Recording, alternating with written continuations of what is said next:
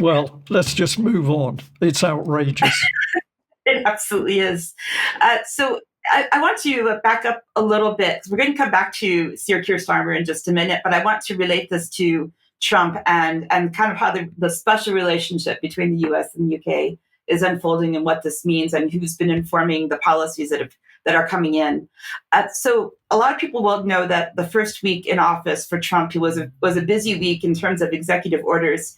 He signed a total of 64. I've read them all, so you don't have to. Most of them cover a range of topics like healthcare, stopping illegal immigration, deporting people who are in the U.S. illegally, energy policy, ending gender ideology, which Keir Starmer is clearly not going to be happy about, the practice of hiring employees based on DEI initiatives, these things like this.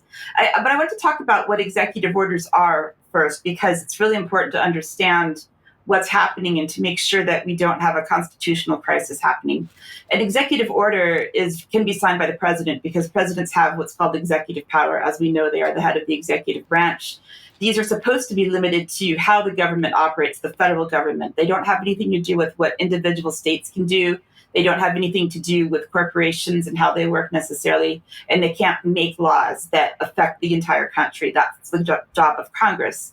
And this is according to the Constitution. That Article 1 says the Congress makes the laws, and Article 2 says that the president has the executive power. And of course, he can make decisions about how the federal government is run, but he can't make laws. So one of the things that's been happening already in these first few days is there are certain states that are primarily majority Democrat states that are talking about some of these executive orders potentially being unconstitutional. And we have to look at this a little bit more to see what they're doing. So one, for example, that has been challenged, or at least has been looking at certain judges in Washington, Arizona, Illinois, and Oregon so far, so for Democratic states, is the birthright for children of illegal immigrants. And this goes back to Trump's executive order around the fact that he's now saying that traditionally, and this is according to the Constitution, that anyone born within the United States is automatically an American citizen. But he's decided through his executive order that this is no longer going to be the case, that if you are the child of an illegal immigrant, you don't get that birthright. This is being questioned. Also, as well, related to some of the executive orders, one of them has been to deport migrants that are there illegally. And so they've been trying to send people back to countries such as Colombia. And this was something that happened just this morning. Was announced that the U.S. will not go ahead with the tariffs that they were placing on Colombia after Bogota, the capital of Colombia, agreed to accept without restrictions the deported migrants, because they were going to say, we're not taking the migrants back. But now that Trump had ordered tariffs and they've now agreed to accept the tariffs will not be placed on them if they take the migrants back. So we're seeing financial transactions related to actual people, right? So now that we've talked a little bit about Burns Night and what Keir was doing the last few days, there's been some discussion back and forth between Trump and Keir Starmer. Trump said on Saturday on Air Force One, he told the BBC and other reporters that so far he thinks that Sir Keir Starmer has done a quote, very good job. And he says that they get along well, despite Keir being liberal. But overall, Trump says he thinks he's a very good person. Let's go back to looking at what happened on 2016. I believe we have a video of Keir Starmer talking about his thoughts on Donald Trump, and this was in relation to petitions that were signed where the people in the UK in January 2016 were saying that they wanted to exclude Donald Trump from entering the UK. Of course, I wouldn't want Donald Trump round for dinner to express his views. I do agree with others that we should invite him to join us in our various constituencies and meet our constituents and members of various religious orders and faiths and communities. Actually, listening this afternoon, if he came here, he's obviously going to be really busy because he's going to several constituencies already. I would obviously invite him to mine, that's the end of a long list, to meet members of my constituency, because it is an incredibly diverse, multicultural community. And Donald Trump would see a UK very different to the picture that he painted. But should he be banned from entering the country on the basis of what he said? No, in my view, he shouldn't. He should be met with words far more powerful than his own.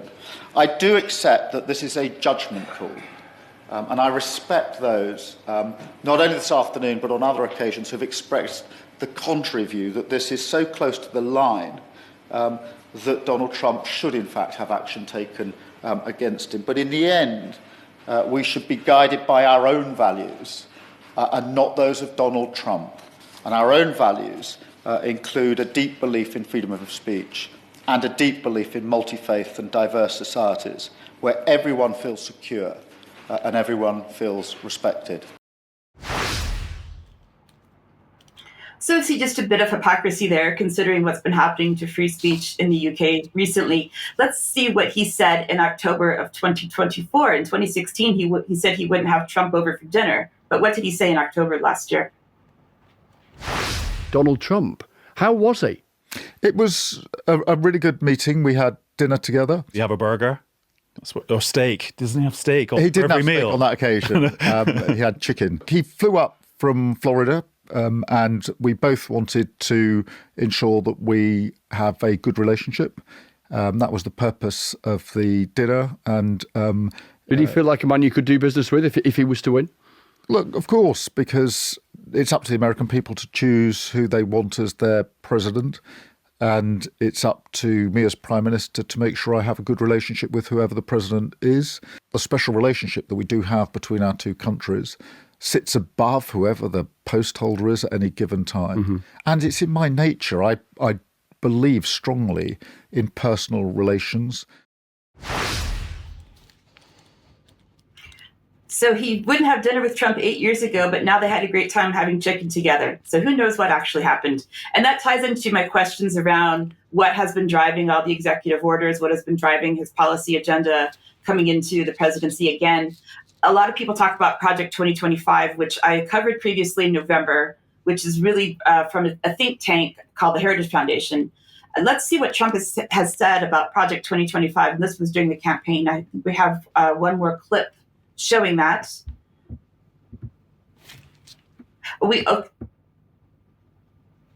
Sorry, I think you're after this one, Diane. Okay, yeah, no, that's... For the former president, he's now distancing himself from the controversial Project 2025. That's a massive proposed overhaul of the federal government, which includes firing tens of thousands of government workers and replacing them with Trump loyalists. It also calls for cutting Social Security benefits. It was drafted by longtime allies and former officials in Trump's administration. Trump posted on his social media website that he knows nothing about it and has no idea who's behind it. This comes days after the head of the think tank responsible for the program suggesting there would be a second American Revolution. So we don't really know for sure the connections between Project 2025, Keir Starmer, Trump, and how all these things are being determined. What we do know is that there has been a trade agreement that has been discussed and agreed upon.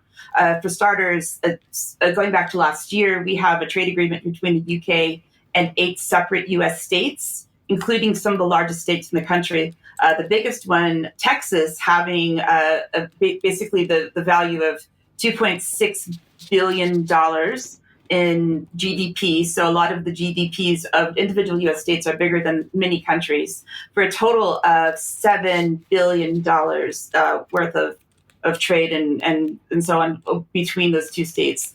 Project 2025 has some recommendations in terms of policy that we've asked questions about. And it wrote this Mandate for Leadership, which is a 900-page document that outlines what they think the president should be doing. And they do this for every president, have done this for decades now. So this is not new to Trump.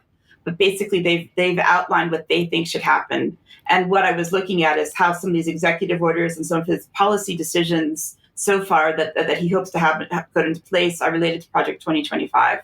So their policy recommendations, including securing the border, unleashing American energy, de-weaponizing the federal government, and dismantling the deep state. I hope that happens, but that includes eliminating woke propaganda, improving education, and what Trump is hoping to do there is dismantle the Department of Education and put the control back to individual states about how things are going.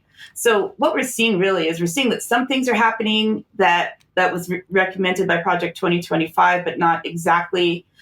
There's a lot of detail about the trade figures that you can read in the show notes, but just to say that we're not really sure where these things are coming from. And I'm also really not sure what's going to happen between the so-called relationship, because Keir never says the same thing twice in a row. So I don't know where this is going to go. I don't know what you think, Brian.